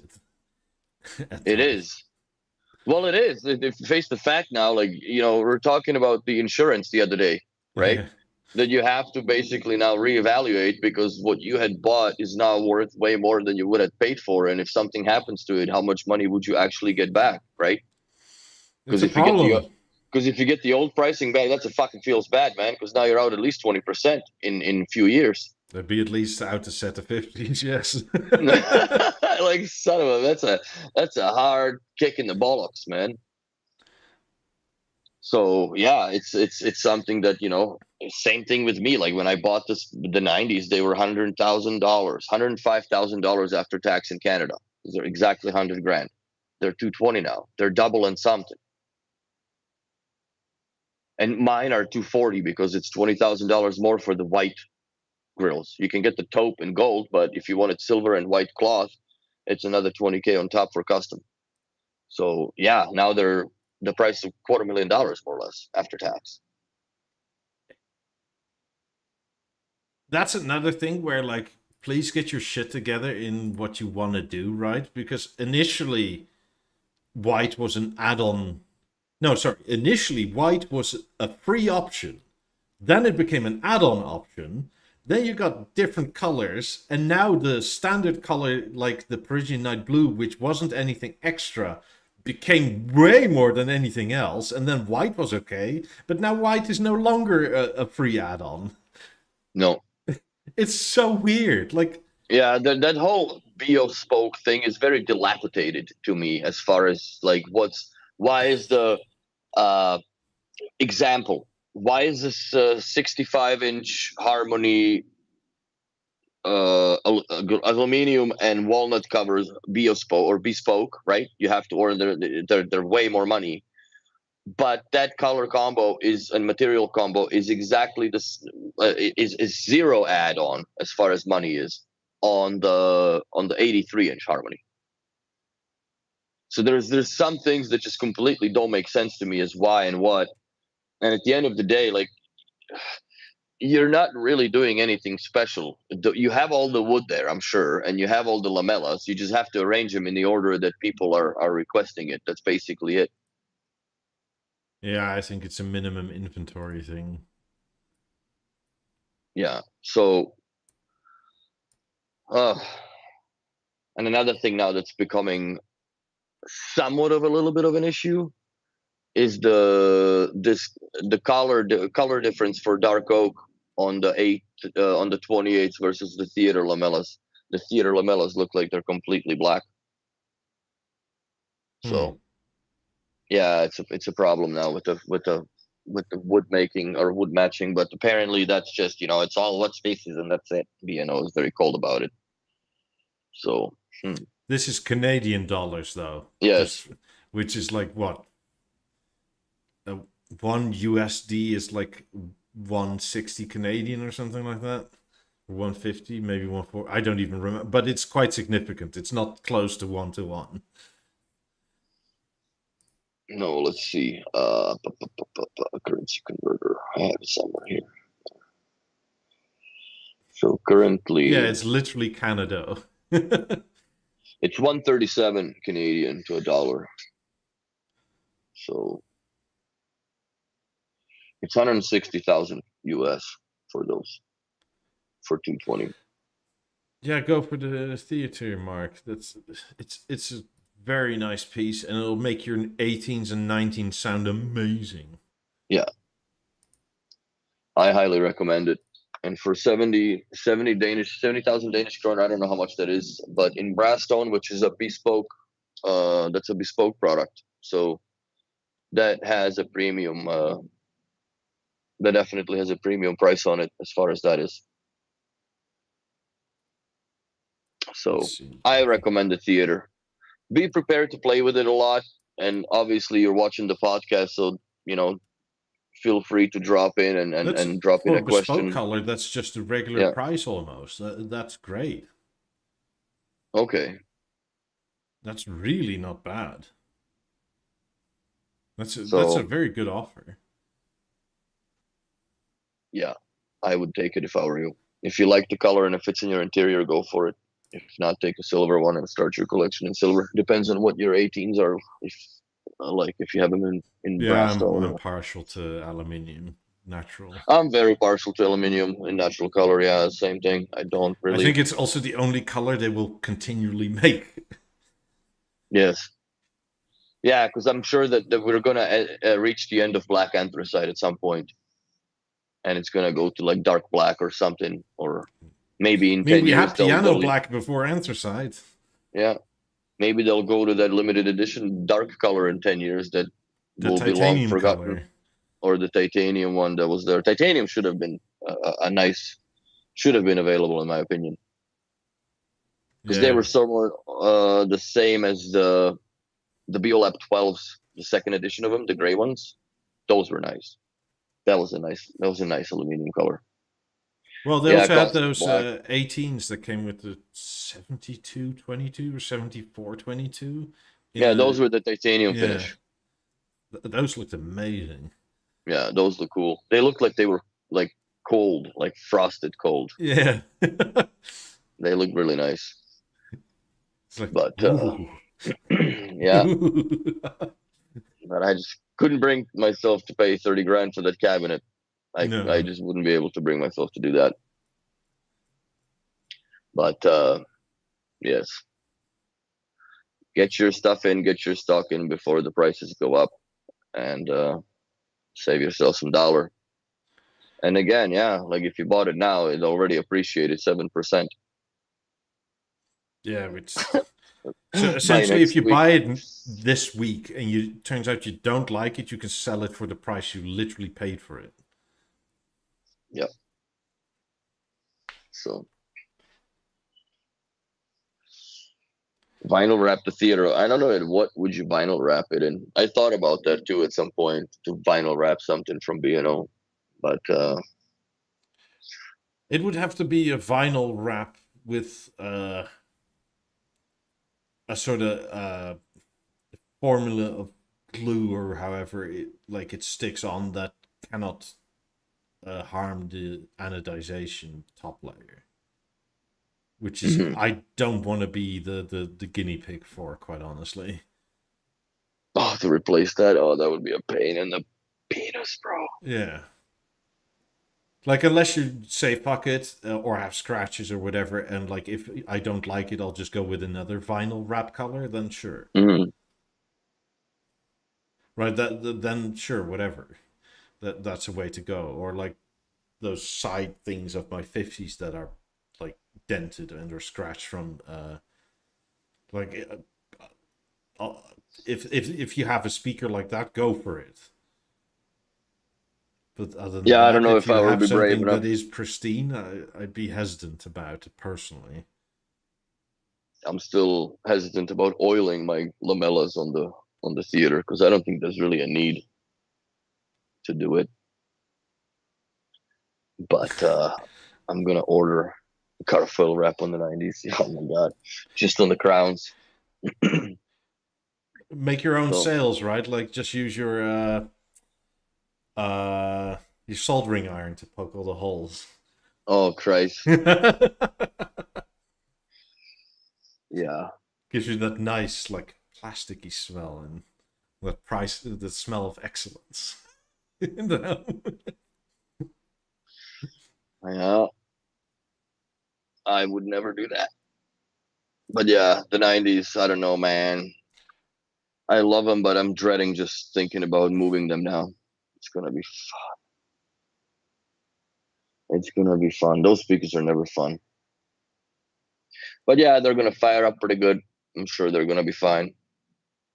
And I'm quite looking forward to listening to them at the theater. It's gonna be different because it's a different house or different apartment, different space, different I think acoustics, I it'll guess. shock you, quite honestly.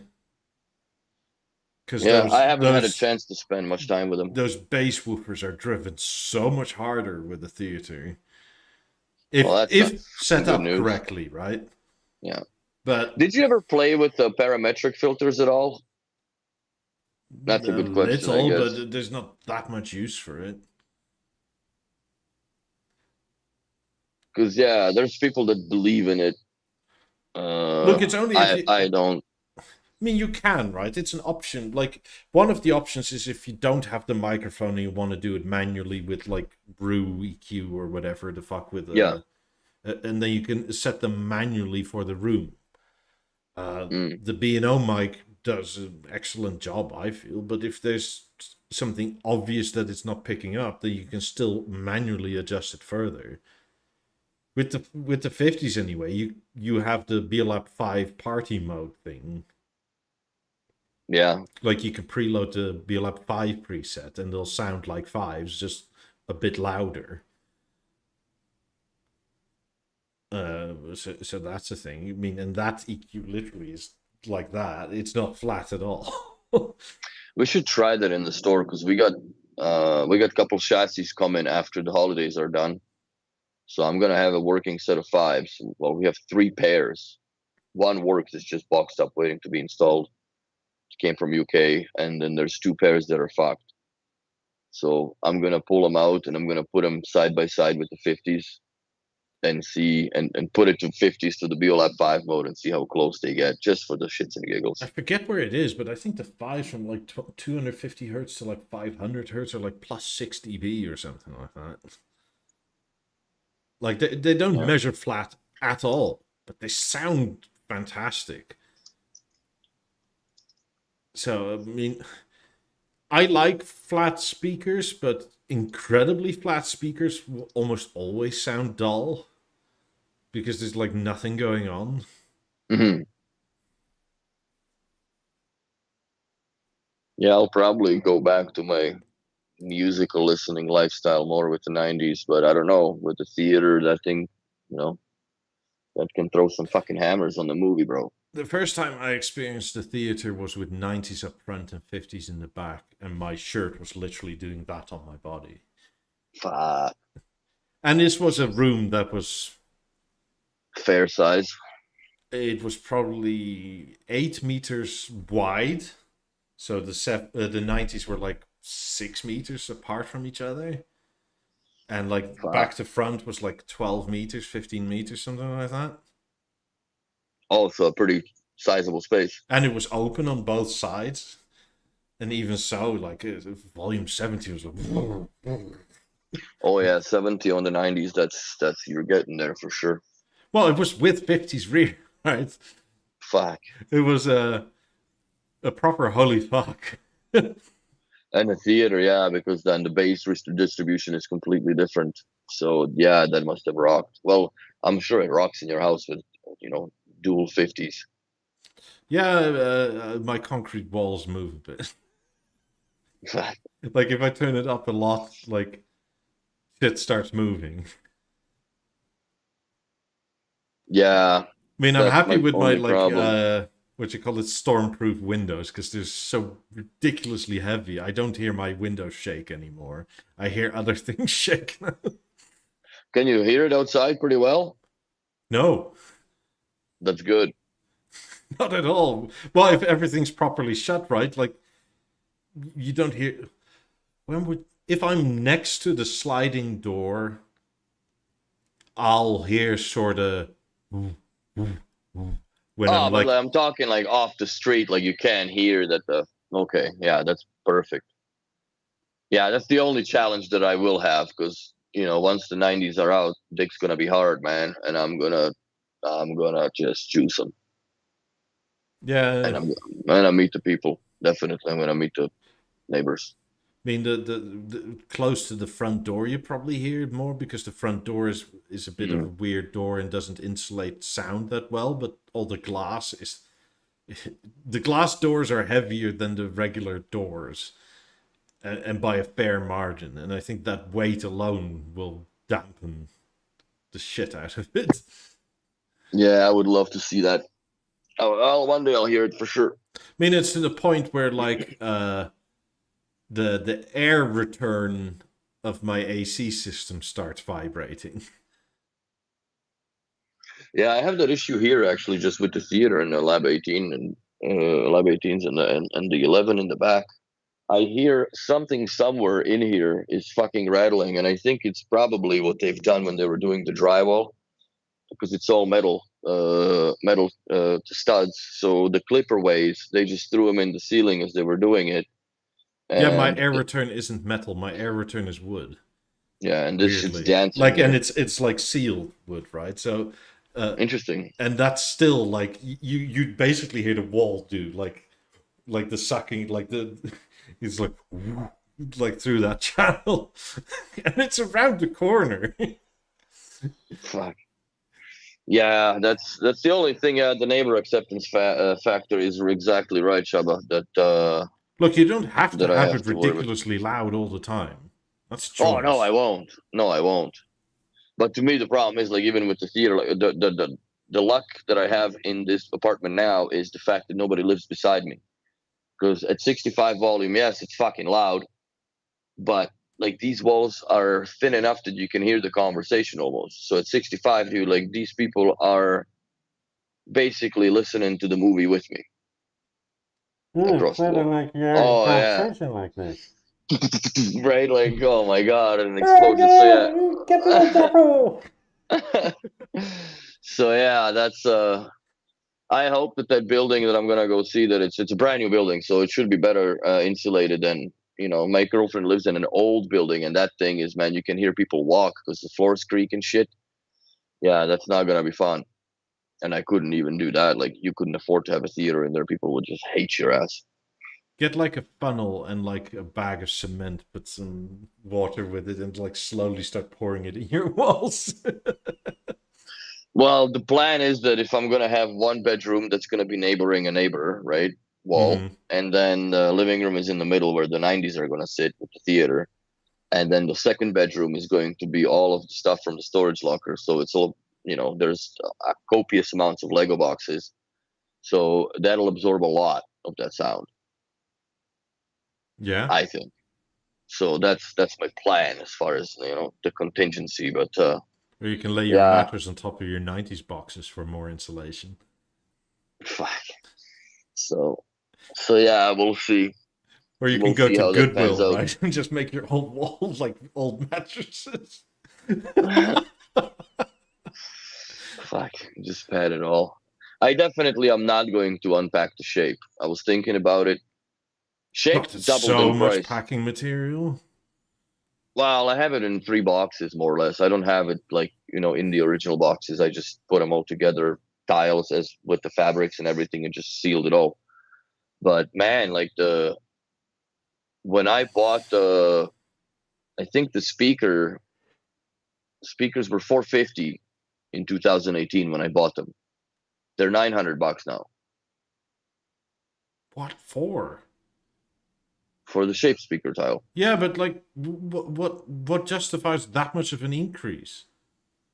Like, is it the speaker itself, or is it the tile, or I think or it's is just, it everything a little bit, and it just happens to double, or? well, it's just doubled over time since the time that it came out. Basically, I don't know what the I don't see that being that expensive because it's all molded plastic, right? It's not anything Yeah, serious. but that's like, because if you put that reasoning to like eights, right? Like your eights in like 3 years' time are going to be $9,000. Hmm? And that's crazy. But that's where we're I headed, mean, man. I know it happened to 18s, but it happened in like 12 years. Well, but they're definitely expediting the procedure and the process of price increases. It's just it's starting to happen more and more often. Huh. We're into what, twice a year now type of thing. Yeah. But So it's hard to gauge because it's not everything twice a year, and it's like it's not usually the new product for the first year or year and a half. I yeah, personally think the 8s are too quick already because what, they're just about a year now? yeah, Like when did the 8s come out? Last year, right? I think it was last year August, wasn't it? somewhere around there. No, December or November, somewhere around there. I think October when we had them in the shop. Yeah, then I know it was it cold. probably was like a paper launch in August or something, and Yes, oh yeah, that's right, because there was a lot of production. Like they underestimated it as always. which I don't understand. How do you underestimate something that you know is going to be popular? Like, and quite honestly, like even if you make a lot of them and they don't sell off right away, eventually they sell. It's the same thing. I don't know. Maybe they got really burned with the edge Yeah, on production, because that thing, yeah, but it as was great never of a design it BioLab. was. BioLabs will always sell. Even the fucking Force sold. Yes, yeah, BioLab will always sell. So I don't know. I don't get it. I mean, I kind of wish that the differentiator nowadays was bigger between BioLab and BioSound, because every BioLab is essentially a BioSound, but no BioSound is essentially a BioLab. Yeah. Like, it's weird to me. I don't like that personally. I also like don't think every speaker needs touch points on them. Like other than No, the fucking dip switches on the back. it That just you needs, like, I understand the whole Mozart, but yeah, they could have a Mozart platform without any of that interface, just like it is on the core, right? no, you'd have it through the theater. And I think that, as in my opinion, as soon as the power link is connected, that speaker should be hidden in the app for access, or accidental play. Same thing with the AirPlay; they should disappear from all the streaming service, or just be unavailable on all streaming services, and just go straight to the theater. Yeah, So like Billy says, the differentiation is PowerLink and Wisa, but it's kind of like yeah, that's about all there is. So let's say they're gonna make the BeoSound emerges and levels and balances part of, like, the, let's say, Wi-Fi surround or whatever the fuck, if that ever comes up. What are those gonna be called now? Are they BeoLab or are they BeoSound? Right? Because they can do both now. it's gonna be really confusing. I think you're heading for confusing, especially for newcomers, right? Oh yeah, And for newcomers, it's already like what is BioSound, what is BioLab, and it's the differentiation is not obvious. I mean, the amount of times like the stage is called either a BioLab stage, BioSound stage, or the sound stage, or any of those things. Well, I don't mind. I understand where the confusion comes from. and to add to that, you have a BeoSound theater, which is now basically migrated to BeoVision theater, because Yeah, they but unless you buy the theater by itself, then it's a BioSound theater again. And there's yeah. literally no difference. No. So It's yeah, for me, I think they really need to address that. If the speakers are in Wise or PowerLink, man, they take them off, hide them in the app, and take them off being available from all this AirPlay and nonsense, man, because it's really confusing to people. I do not understand how that was a logical, sense-making move on BNO's behalf to do that. Like, how do you conclude that that's the way that people can utilize their system more? To me, that looks like, when Dolby came out with 7.2 and then Atmos, right? Because the companies are pushing for the fact that they want to sell more speakers. So they added all these, extra channels. But it's the same. Like, I just don't get it. I literally don't get it. Yeah. Look, naming has always been a bit weird because, like, the 5 was better than the 9. The 1 was better than the 3. Yeah. But the 9 was better than the 1. It's always been weird, right? Oh, thou shalt never question B&O's naming standard, because it is bizarre. I mean, the 18 is better than the 8000, but the 8000 is better than the 6000. Well, now But they're then the completely 4000 done. was better than the 6000. But now they're completely taken out the 1000 naming. Reminds me of Poland when they took all the zeros from their currency. So now There's other countries that did it better than Oh them, yeah, like but Zimbabwe and stuff like that. Oh yeah, well that they made it useless and worthless. But I remember that because I was there. I lived in Slovakia when that happened to Poland, when they went from, like, you cross the border, you're a millionaire. Fuck. Oh, that used to be a thing in Turkey. I remember that you could buy like a bottle of water for 500,000 Turkish lira or something. It's insane. Which I think at the time was like 50 cents euro. Fuck. So, do no 8s and 28 owners use them as a dual purpose field connected to the Vista, but sometimes they're independent from music? Sandeep, if they do, how the fuck does that make sense? Because you have to turn off the TV. So if you have a theater, right, or whatever, unless you have them set to stand alone, like you have a line in from the TV, then you have a sync issues as far as the lip sync is concerned. So that's not a possibility. But so what is the point of that? If you have them connected to, let's say, a BeoVision Harmony, why not just have a speaker group that plays them stereo only, and that's all it does, instead of having them stereo paired? And let's say you have the TV that is turned on and you just didn't notice that it's turned on, and you're trying to, you're streaming something, you can't use those speakers anyways. Well, I agree personally with that. I think that that is essentially a problem of marketing and explanation on B&O's part, right? Because as a customer, you buy a thing with streaming capabilities, and therefore you think, okay, I'll just use it that way, when a better way of using it is what you just said. But nobody ever says that. Like, most salespeople will just say, you can do that if you'd like. Just to not say, no, there is a better way to do it. Yeah, to me, it's absolutely nonsensical, and it's confusing as fuck. And because the theater as a source being on really isn't a concern, because you would also not know, right? So it's, well, that's exactly it.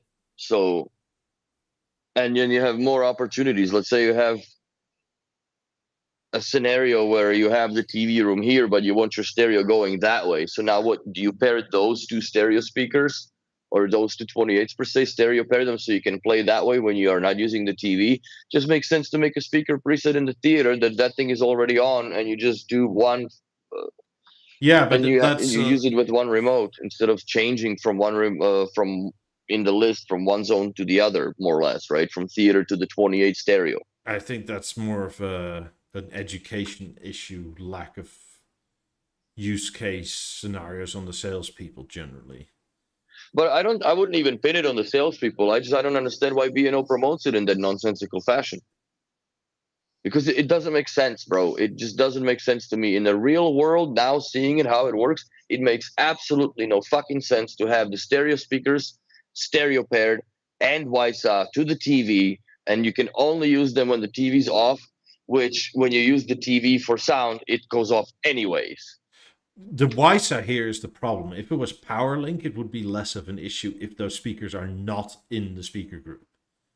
But with Wisa, it's always on, right? Well, yeah. So the it's actually the problem here is the connection of Wisa.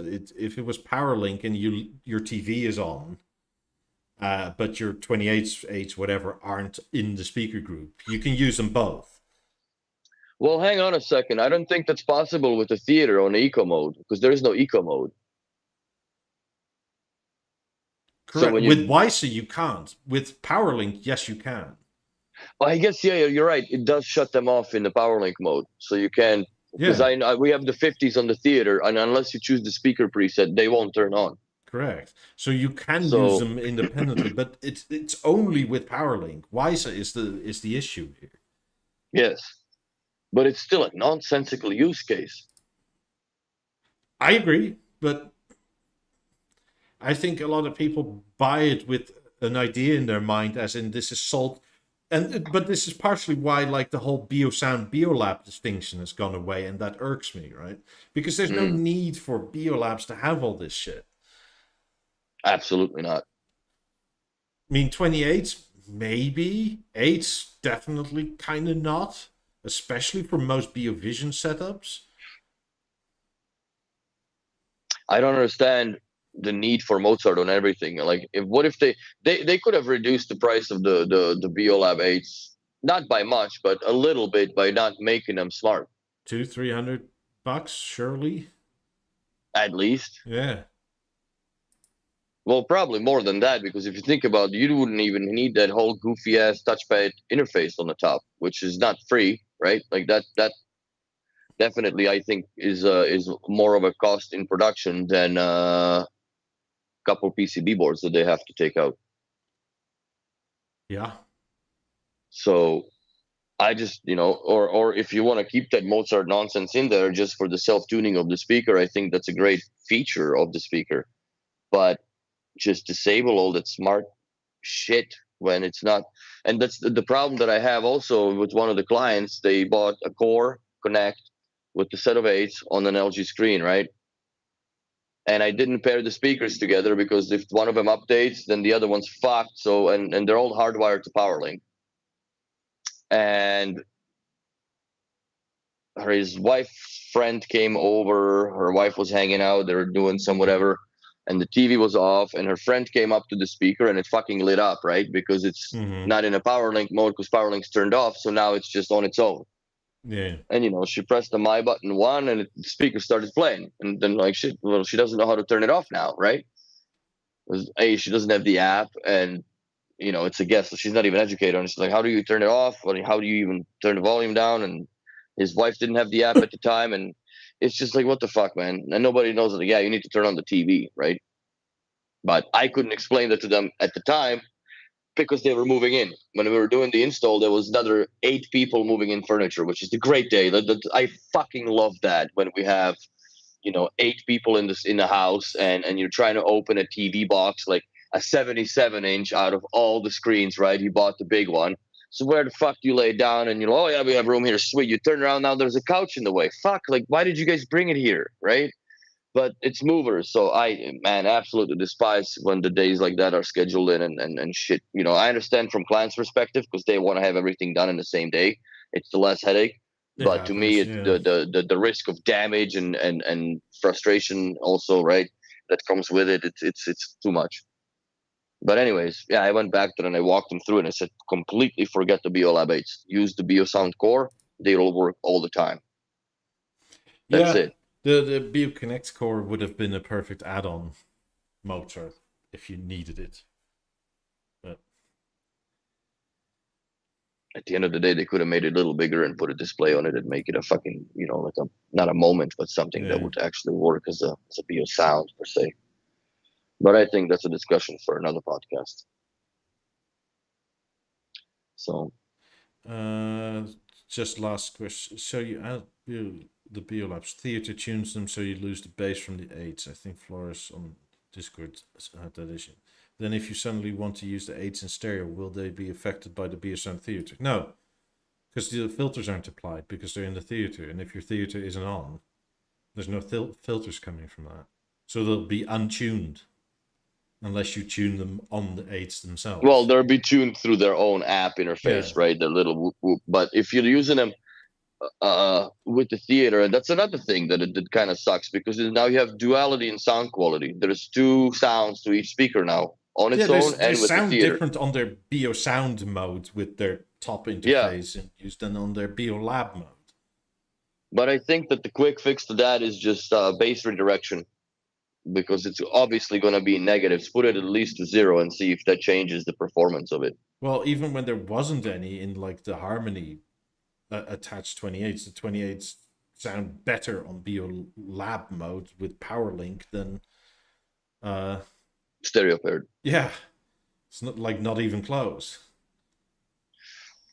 Yeah, I don't know if that's a tuning thing. Maybe it's software that updated, and maybe it sounds the same now. But at the time when I had them, and neither sounded bad, right? That's not what I'm saying. It's just they sounded very different. But the PowerLink sound was better through the harmony than their internal stereo pair.